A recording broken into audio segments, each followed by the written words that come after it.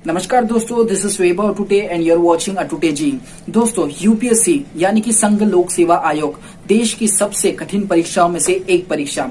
दोस्तों, इस परीक्षा के लिए हर साल 15 लाख कैंडिडेट्स अपेयर करते हैं और दोस्तों जिसमें से हमारी वैकेंसीज निकलती है हर साल की लगभग 700 से 800, जिसमें से आईएएस के लिए 100 कैंडिडेट्स नियुक्त किए जाते हैं। दोस्तों, यूपीएससी जिंदगी में किसका सपना नहीं होता। हर एक इंसान चाहता है कि वो जिंदगी में यूपीएससी जरूर दे और उसका सपना जरूर पूरा हो। वो चाहे तो आईपीएस बन सकता है, वो चाहे तो आईआरएस बन सकता है, वो चाहे तो आईएएस बन सकता है। दोस्तों, देश की प्रशासनिक सेवाओं में जाने के लिए हमें इस कठिन परीक्षा के दौर से गुजरना पड़ता है और इस कठिन परीक्षा को हमें जानना काफी जरूरी है। दोस्तों, इस वीडियो के अंदर मैं यूपीएससी से जुड़े कुछ फैक्ट, हमारे जीवन से जुड़े फैक्ट के बारे में जरूर चर्चा करना चाहूंगा। दोस्तों, वीडियो के लास्ट एंड तक जरूर बने रहिए क्योंकि इस वीडियो के अंदर आपको यूपीएससी में कदम रखने से पहले और कदम रखने के बाद वाली सिचुएशन पता चलेगी कि दोस्तों आप किस भवंडर में कदम रखने जा रहे हैं। तो दोस्तों, बने रहिए इस वीडियो के साथ में लास्ट एंड तक और आइए वीडियो स्टार्ट करते हैं।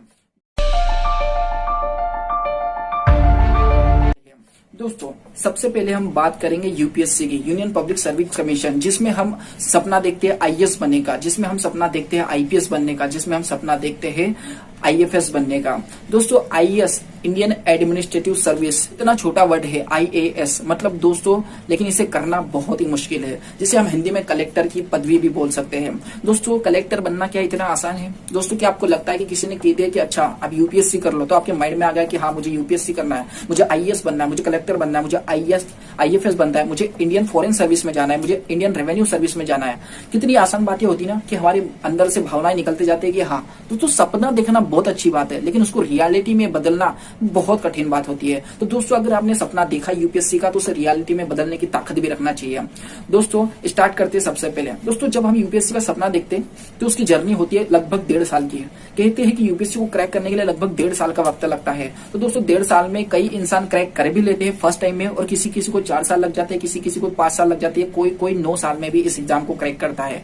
क्योंकि दोस्तों ये कठिन परीक्षाओं में से एक है। प्रशासनिक सेवा, भारतीय प्रशासनिक सेवा, हर साल लगभग 15 से 14 लाख लोग इसके अंदर अपेयर होते हैं। और दोस्तों, हर साल की वैकेंसी की हम बात करें तो 700 से 800 वैकेंसी निकलती है, जिसमें से 100 पदवी जो पद निकलते हैं वो सिर्फ आईएएस के लिए निकलते हैं। तो अधिकतर लोगों का सपना होता है कि उन्हें आईपीएस बनना है, उन्हें आईएफएस बनना है और आईएएस बनना है। ये 3 पोस्ट जो कि काफी महत्वपूर्ण और इम्पोर्टेंट होती है और ये वही टॉपर्स को मिलती है तौर पर और सबसे पहले तौर पर इनका रैंक आती है।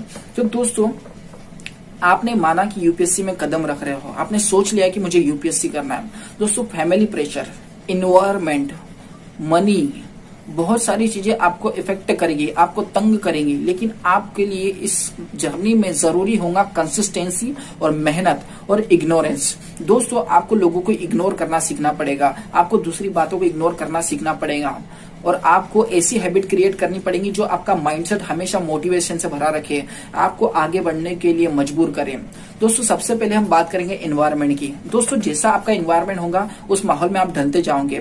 एनवायरनमेंट से फर्क ऐसा पड़ता है दोस्तों कि अगर एक गांव में, दूर दराज गांव में आप रह रहे हो और वहां का एनवायरनमेंट इतना खराब है कि यूपीएससी का नामो निशान आपको आसपास भी नहीं सुनने में आता है, तो आपका माइंडसेट भी उन लोगों की तरह काम करेगा जिसे लोग आपके सामने कर रहे हैं। तो दोस्तों, आप गोल से काफी भटक जाते हो। दिल्ली का एक एरिया है जिसे मुखर्जी नगर कहते हैं, वहां पर आईएएस आईपीएस के लिए हजारों बच्चे दूर दराज गांवों से आकर मेहनत करते हैं। और लेकिन दोस्तों, वहां की एक अच्छी बात यह है कि वहां पर फैक्ट मतलब कि इन्वायरमेंट बहुत ही अच्छा है, क्योंकि हर एक इंसान जब भी वहां से निकलता है उनके लिए 2 टाइम का एक वक्त नहीं होता है कि वो किसी का इंटरव्यू दे सके या किसी मीडिया वालों से कॉन्फ्रेंस कर सके, क्योंकि दोस्तों वहां पर टाइम की समय सीमा उनको पता होती है और हर एक बच्चा आपको पढ़ाई करते हुए दिखेगा।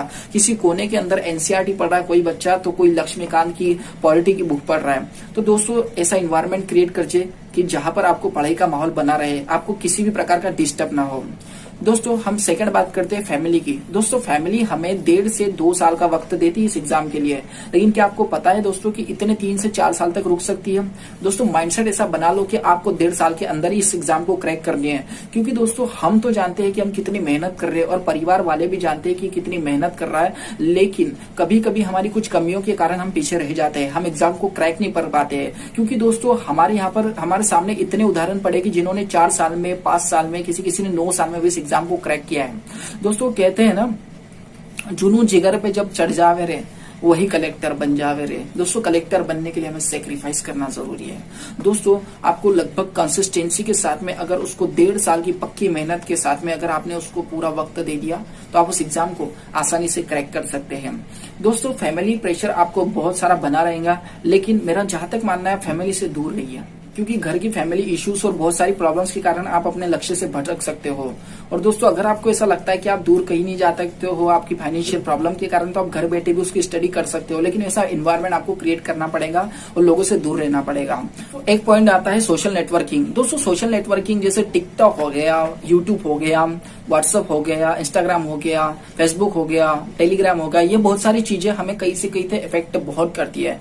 दोस्तों कहते हैं कोई बहुत से टॉपर्स का ऐसा कहना है कि सोशल नेटवर्किंग से दूर रहना चाहिए, और बहुत से टॉपर्स ये भी कहते हैं कि मैंने सोशल नेटवर्किंग के साथ साथ में भी पढ़ाई की है। तो दोस्तों सभी का माइंडसेट अलग होता है, लेकिन मेरा जहां तक मानना है कि आप सोशल नेटवर्किंग से दूर रहो, क्योंकि दोस्तों आप अगर इंस्टाग्राम चला रहे हो तो वो आधे घंटे की जगह आपके 2-3 घंटे कब फिनिश कर देगा आपको पता भी नहीं चलेगा, और आपके लक्ष्य से आपको बहुत दूर लेके चले जाएगा। क्योंकि दोस्तों आज आप एक एनसीईआरटी खत्म कर सकते हो, वही टेलीग्राम आपका पूरा टाइम इन्वेस्ट कर सकता है, जहां की आपको टाइम इन्वेस्ट करने के लिए आप अपना जीवन व्यतीत कर रहे हो। दोस्तों पढ़ाई 18 घंटे नहीं करना चाहिए, किसी का ये मानना नहीं है। अगर आप 6 घंटे भी कर रहे हो तो वो शिद्दत के साथ में कीजिए कि 6 घंटे बस मेरे लिए है और मैं इन 6 घंटों के लिए हूँ, क्योंकि दोस्तों समय की सीमा को ध्यान में रखते हुए आपको जीवन में आगे बढ़ते रहना है। दोस्तों आपका माइंडसेट ऐसा कहता है, जब आप इस जर्नी में पढ़ते रहते हो आपको ऐसा पता चलता रहता है, तो दोस्तों किसी भी प्रकार का इसके अंदर गैप नहीं लेना है आपको। अगर आप 1 महीने के लिए भी किसी छुट्टी पर चले जाते हैं, या फिर आप सोचते हो कि मुझे शादी अटेंड करना है, या फिर 5 दिन की तो बात है, 10 दिन की तो बात है, दोस्तों ये सब हमारे इश्यूज होते हैं, ये हमारी प्रॉब्लम्स नहीं होती है, हम अपने आप को उस तरीके से ढाल नहीं सकते।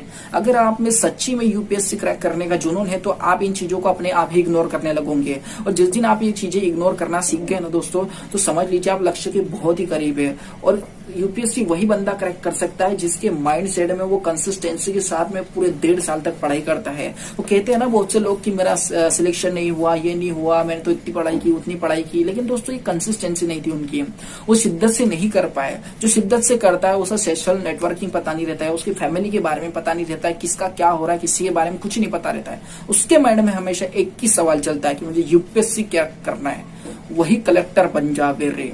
दोस्तों इन सब बातों का ध्यान रखिए, इन सब चीजों से दूर रहिए, और मैं कामना करता हूं कि अगर आपका यूपीएससी आप बनने का सोच रहे हो तो दोस्तों आपके माइंड में बहुत ही अच्छा थॉट आया है, और जरूर आप अपने लक्ष्य को पूरा कर सकते हो, लेकिन मेरी कही हुई बातों का ध्यान जरूर रखना, क्योंकि दोस्तों ये आपकी जर्नी के लिए कारगर साबित होगा। दोस्तों अगर वीडियो पसंद आया हो तो इसे लाइक कीजिए, चैनल को सब्सक्राइब कीजिए, और आगे ऐसे आपके लिए मोटिवेशनल वीडियो लाता रहूंगा।